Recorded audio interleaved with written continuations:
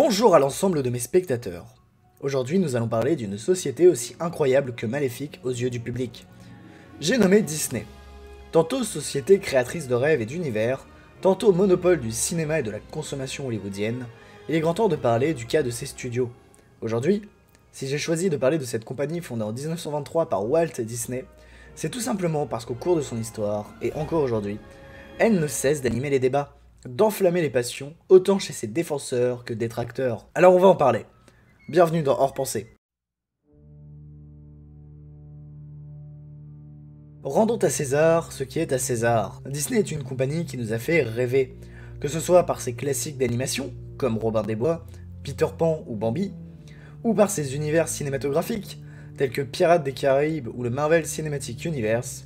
C'est une entreprise qui a réussi à marquer plusieurs générations de fans sur la durée, et qui a toujours été une incroyable machine à rêve. Que ce soit grâce au talentueux studio Pixar ou à leur propre production, la machine Disney a toujours su être productive et vendre des films qui sont pour la grande majorité d'entre eux devenus cultes. C'est d'ailleurs grâce à ce studio que l'on doit certains des films de notre enfance, mais aussi la distribution d'œuvres du monde entier. Les films des studios Ghibli, par exemple, ayant été distribués grâce à Disney en Amérique et en Europe. Nous ne pouvons pas nier l'impact culturel du studio, puisque c'est aussi des parcs, des séries, une plateforme de streaming, et le rachat de nombreuses sociétés comme Lucasfilm, la Fox ou Pixar. C'est qu'à force d'enchaîner les succès, Mickey Mouse ne doit plus savoir quoi faire de ses 14 Lamborghini, puisque, rappelons-le, Disney reste une entreprise, et malgré les rêves vendus, leur objectif reste le profit. Et ça se ressent particulièrement depuis ces dernières années. Je ne comprends pas pourquoi une boîte qui a toujours eu le don d'innover et de créer de nouvelles choses a pu se rater à ce point ces derniers temps. Entre les remakes en live action allant du flippant au inintéressant, et la multitude de produits Star Wars se ressemblant les uns avec les autres, sans oublier une version low cost de Rick et Morty, on est en droit de se demander si la création n'est pas morte chez les studios de notre enfance. Entendons-nous bien, je ne reproche pas à Disney de vouloir faire de l'argent.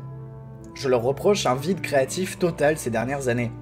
Nous pourrions supposer qu'avec les rachats successifs, l'entreprise a rapidement dû compenser les coûts engendrés par cette politique d'expansion agressive, en nous sortant des versions live douteuses d'Aladin et du Roi Lion par exemple. En revanche, je ne comprends pas cette multitude de produits Star Wars, trop de séries de prévues, et surtout, certaines annonces d'un chiant sans rire. Vous avez vu Star Wars Resistance? La suite spirituelle de Rebels? C'est l'enfer! Ça reprend tous les pires aspects de Clone Wars avec une ambiance très aléatoire, et surtout un niveau d'écriture proche du néant. Surtout que The Mandalorian avait placé la barre très haut, malgré une saison 2 inégale et un final très relatif. La série avait quelque chose de très bon dans sa construction narrative et son authenticité visuelle. C'est en réfléchissant à tous ces aspects que quelque chose d'autre nous frappe. La politique de bien-pensance que mène Disney depuis quelques années, et surtout sa remarquable inutilité. Je m'explique.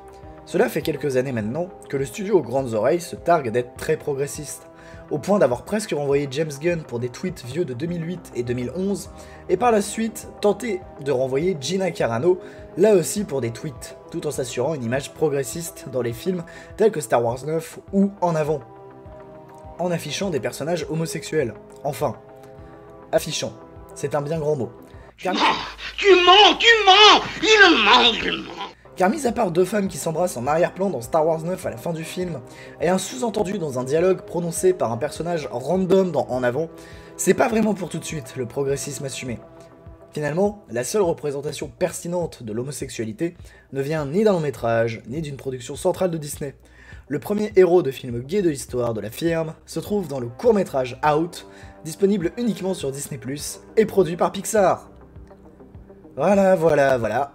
Donc clairement, du progressisme à reculons. C'est là que beaucoup de choses commencent à faire sens. Disney était une compagnie, et est toujours une compagnie, ses films sont distribués mondialement. Ils ne veulent pas risquer la censure dans des pays comme la Russie, les pays arabes ou encore la Chine. Alors ils rendent toute leur production très lisse. C'est du progressisme sans lettres, une manière de faire oublier leur passif compliqué. Rappelons que ce cher Walt était une ordure antisémite, proche des idéaux nazis, et pas vraiment un grand fan des idées modernes. Ajoutez à cela les représentations racistes dans leurs films, et vous obtiendrez un casier judiciaire que notre machine à rêve favorite essaie de faire disparaître en se cachant derrière une soi-disant idéologie progressiste assumée. Sauf que, spoiler, on est en 2021, et Disney assume toujours autant ses positions que mon chat assume d'avoir chié sur mon fauteuil. Cette hypocrisie est juste scandaleuse et c'est un manque de respect profond envers les communautés prétendument soutenues par cette firme. S'ils voulaient réellement faire changer les choses, nous aurions déjà des longs métrages dont les héros ou héroïnes seraient homosexuels, noirs, asiatiques ou qu'importe. Il commence à être urgent que des entreprises aussi colossales prennent des positions marquantes pour faire avancer les choses. Et même si des progrès ont pu être aperçus dans la série Winter Soldier et Falcon, c'est encore en deçà de leurs moyens. Puis, j'ajouterai un petit message à tous ceux qui s'indignent de voir un panneau noir remettre le contexte d'un film avant sa diffusion sur Disney+, ou qui se sentent outrés par un carton explicatif de 2 minutes avant Autant l'emporte le vent. Arrêtez de penser avec votre mélancolie du passé. Non, ce n'était pas mieux avant, objectivement, et vos enfants, tout comme les générations futures, doivent apprendre à faire la différence entre les idées moyenâgeuses qui vous ont animé par le passé, les véhicules de racisme banalisé et d'homophobie normalisée, et les progrès que nous avons eus depuis. Et si ça vous déplaît, faites-vous stériliser. Vous rendrez un grand service à la race humaine.